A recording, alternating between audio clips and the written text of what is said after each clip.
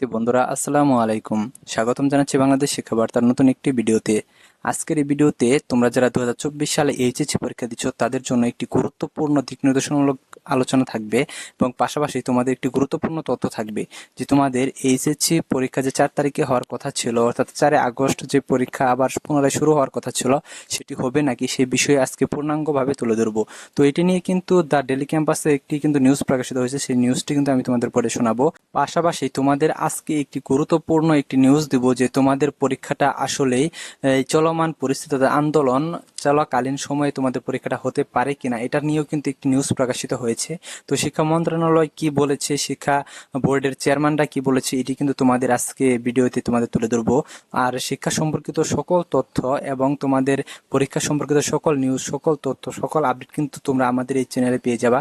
তাই শিক্ষা সম্পর্কিত সকল তথ্য সবার আগে পেতে আমাদের চ্যানেলটি সাবস্ক্রাইব করে পাশে থাকা বেল আইকনটি বাজিয়ে দাও। আর যারা অলরেডি সাবস্ক্রাইব করেছো তাদেরকে অসংখ্য ধন্যবাদ।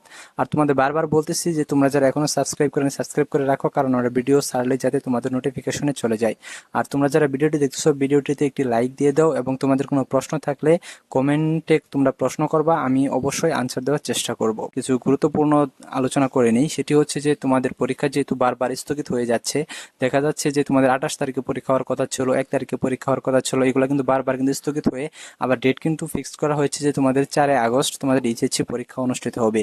তো তোমাদের এইচএসসি পরীক্ষা পুনরায় অনুষ্ঠিত হওয়ার যে ডেটটি দিয়েছে তারা, সেটি কিন্তু আসলে কার্যকর হবে কিনা এটা পুরোপুরি নির্ভর করে কিন্তু তোমাদের এই চলমান আন্দোলনের উপর। চলমান যে কোটা আন্দোলন চলছে, সেই কোটা আন্দোলন কিন্তু দিন দিন ভয়াবহ থেকে অনেক ভয়াবহ আকার ধারণ করতেছে, যার কারণে বলা যাচ্ছে না যে তোমাদের পরীক্ষাটা আসলে কবে অনুষ্ঠিত হবে। যদিও তারা একটা টার্গেট দিয়ে রাখে যে এতদিন পর তোমাদের পরীক্ষা হবে, কিন্তু আসলে সেটা কিন্তু হচ্ছে না, কারণ তোমাদের এর আগে 28 তারিখে দিয়েছিল, তারপর 1 তারিখে দিয়েছিল, তারপরে এখন 4 তারিখে তোমাদের দিয়েছে যে 4 তারিখে তোমাদের এইচএসসি পরীক্ষা অনুষ্ঠিত হবে। কিন্তু 4 তারিখে কিন্তু তোমাদের এইচএসসি পরীক্ষা অনুষ্ঠিত হচ্ছে না। এর জন্য কিন্তু দেখা যায় যে তোমাদের বারবার পরীক্ষা স্থগিত করার কারণে তোমাদের প্রিপারেশনেও কিন্তু অনেক বড় একটা ঘাটতি পড়ে যাচ্ছে। তোমরা প্রিপারেশন সঠিকভাবে নিতে পারছো না। এটা তোমরা কেন, যে কোনো বছরের স্টুডেন্টরা হলেও কিন্তু তাদের উপরও কিন্তু একই প্রভাব পড়তো। কারণ পরীক্ষা যদি স্থগিত করা হয় কোনো কারণে, আর যদি বারবার স্থগিত করা হয়, তাহলে কিন্তু দেখা যায় যে পড়াশোনা থেকে শিক্ষার্থীদের মন কিন্তু উঠে যায়। এই জন্য কিন্তু তারা সঠিকভাবে পড়াশোনা করতে পারে না, ভালোভাবে প্রিপারেশনও নিতে পারে না। আর আরেকটা খবর হচ্ছে যে যেহেতু এবার কোটা আন্দোলনের কারণে তোমাদের পরীক্ষা অনেক সমস্যা হচ্ছে, এর জন্য কিন্তু তোমাদের পরীক্ষার যে খাতা সেটা কিন্তু দেখা যাবে যে নর্মালি যেভাবে খাতা দেখা হয় সেভাবে না দেখে একটু শূন্যজোর দিয়েও কিন্তু তোমাদের খাতা দেখা হতে পারে। এটা নিয়ে শিক্ষা মন্ত্রণালয় ভালো জানে এবং শিক্ষা বোর্ড কর্তৃপক্ষ ভালো জানে। যদি তারা মনে করে যে না, তোমাদের খাতাটা অনেক সহজভাবে দেখা উচিত, তাহলে কিন্তু দেখা যাবে যে তোমাদের খাতাটা কিন্তু অনেক সহজভাবে দেখা হবে। আর যদি এরকমটা মনে করা হয়, তাহলে কিন্তু দেখা যাবে যে তোমরা যারা পরীক্ষা দিয়েছো তাদের পরীক্ষাটা যাদের খারাপ হয়েছে তারা কিন্তু অনেক ভালো একটা রেজাল্ট করতে পারবা।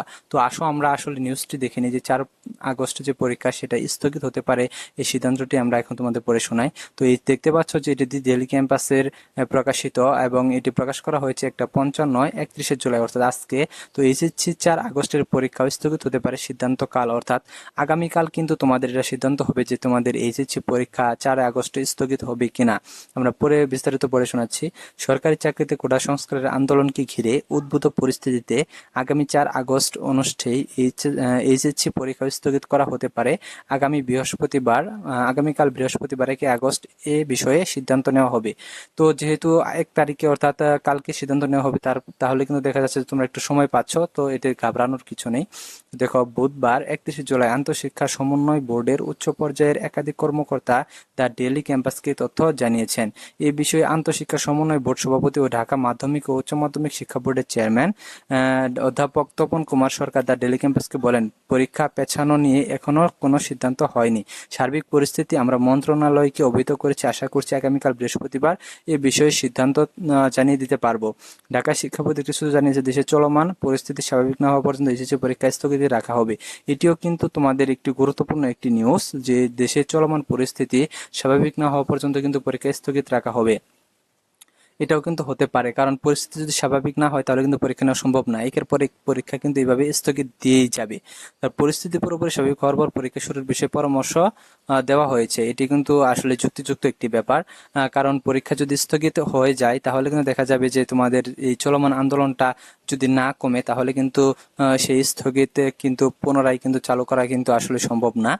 এরপরে দেখো এখানে আবার বলা হয়েছে যে এর আগে 3 দফায় 8 দিনের এইচএসসি সমন্বয় পরীক্ষা স্থগিত করা হয়েছিল। প্রথমে গত বৃহস্পতিবার পরীক্ষা স্থগিত করা হয়, তারপর একসঙ্গে 21, 23, 25 জুলাইয়ের সব বোর্ডের এইচএসসি ও সমন্বয় পরীক্ষা স্থগিত করা হয়।